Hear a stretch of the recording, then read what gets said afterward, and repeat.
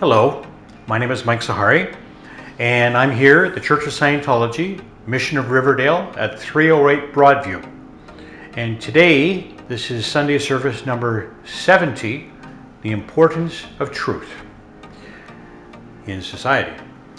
Now, I'm going to start off by just defining a little bit of what exactly truth is, and then we will get into the article about it.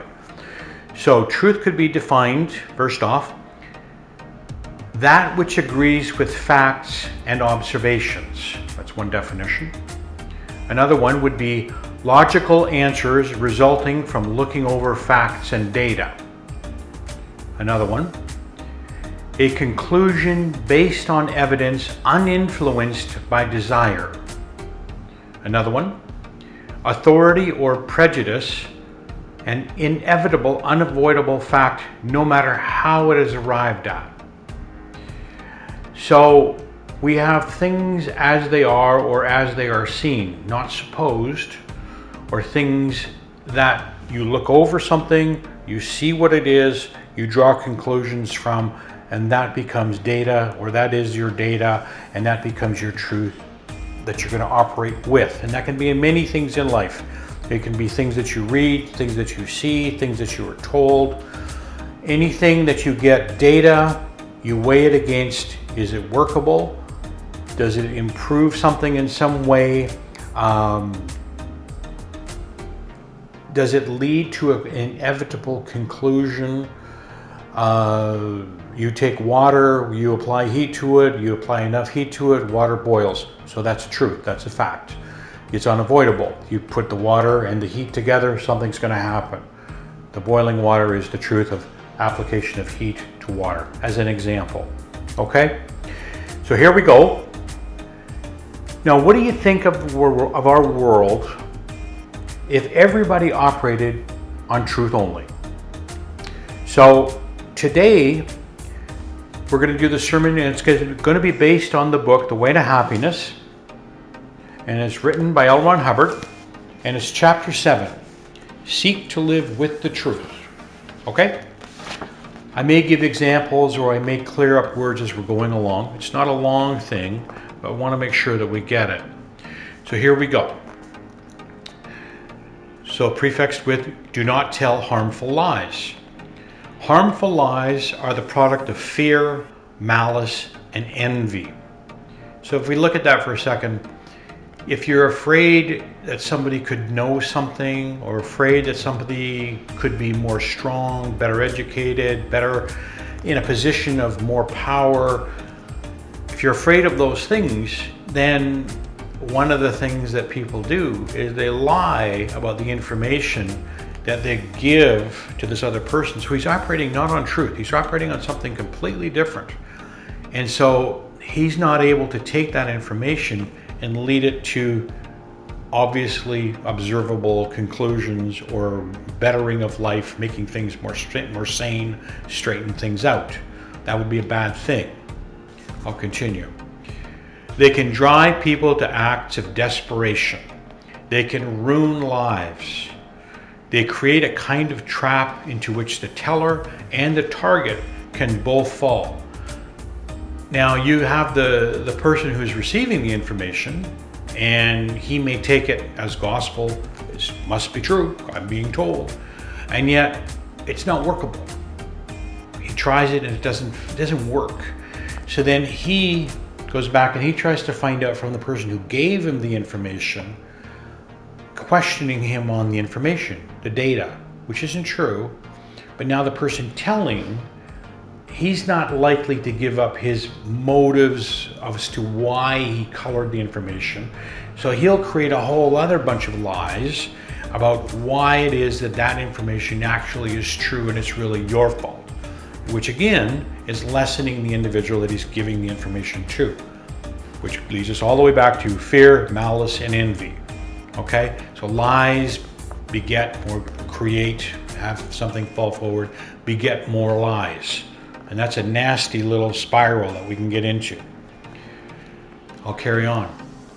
Interpersonal and social chaos can result. Many wars began because of harmful lies. one should learn to detect them and reject them. So we don't even have to get to a level of a war, but we certainly could easily enough where we're told things that are not true. They're not true, they're uninspected. We just make assumptions. So we go in there under certain assumptions and then we don't find things. And then we wonder, why are we doing this anyway? But it's the same thing with an interpersonal relationship on a smaller scale, whether it's parent to child or husband to wife, wife to husband. You know, it's like you start to create almost an alternate universe of where, say, the husband asks the wife, well, how was your day? And the wife says, well, the day was just totally fine, except that it wasn't really fine. But she doesn't want to upset the husband, so she creates for herself this whole other universe of what occurred that day, whereas actually it never did occur that way. It's a lie, and she's lying to herself, and then she's lying to her husband. So now she has to remember two truths: the created truth, which isn't a truth at all, and the actual truth, which she's not divulging. And after a while, it gets confusing as to which actually occurred, what happened. And the husband may question her about it, and she can get confused as to, well, what did occur, because she really would have to believe it. And that again creates turmoil, untrust, because we're not dealing with truth. It's the simplest thing in the world to go, no, it was a rotten day, such and such happened. I pulled out of the driveway, a car honked his horn, called the police, got a ticket, oh my God. But that would be the truth. And if the husband was smart, he would go, wow, rotten day. That's really bad. End of it. Because that would be the truth. That would be all. Not a whole lot of, well, why did that happen? How come? Who said? Why? And it gets complicated. Way more complicated than it needs to be. Okay?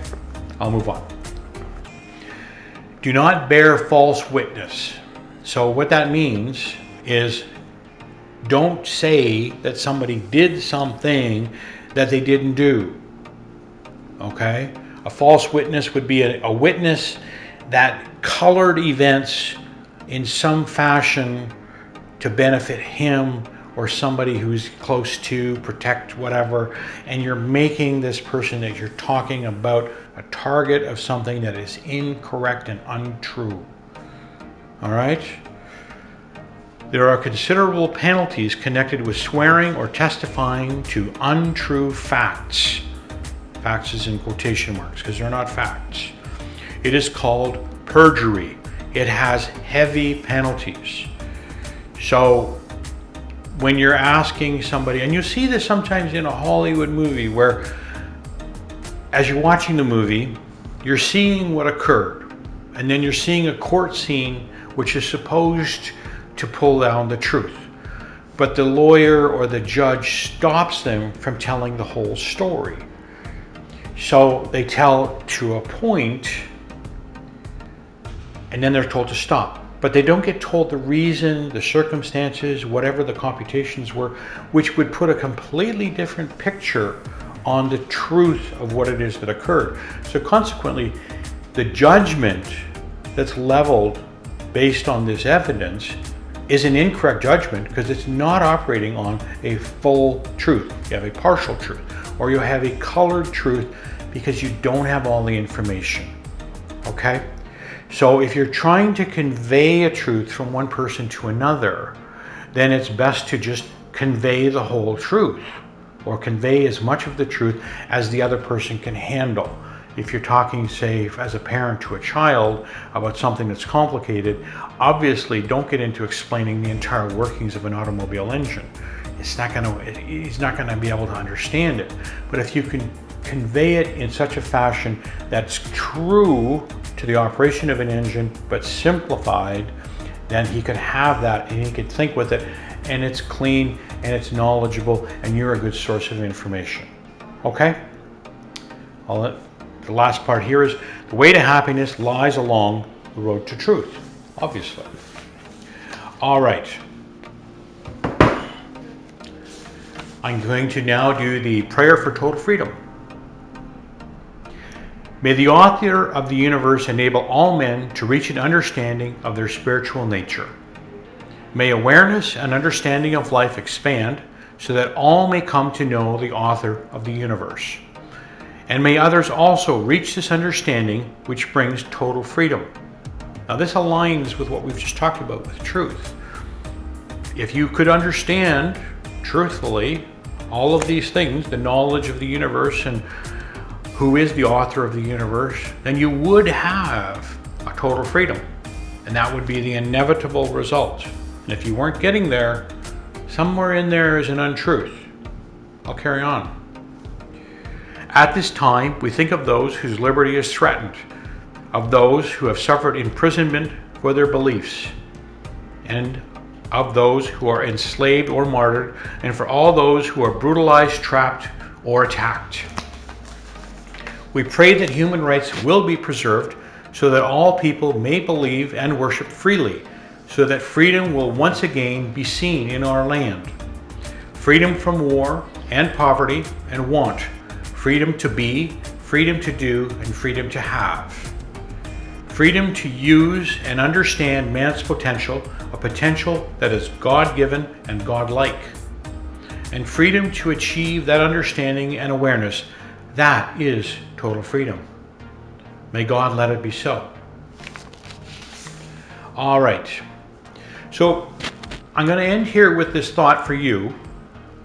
So try to think your own way through things. Accept what is true for you and disregard the rest. Read and apply what is in the book, The Way to Happiness. All right? Okay. Our church is at 308 Broadview. It is now open for a limited number of people with our safety protocols in place. If you would like to attend a service or an interview with a person, please call at 416-789-1889 to make an appointment. All right? Have a good day and thank you.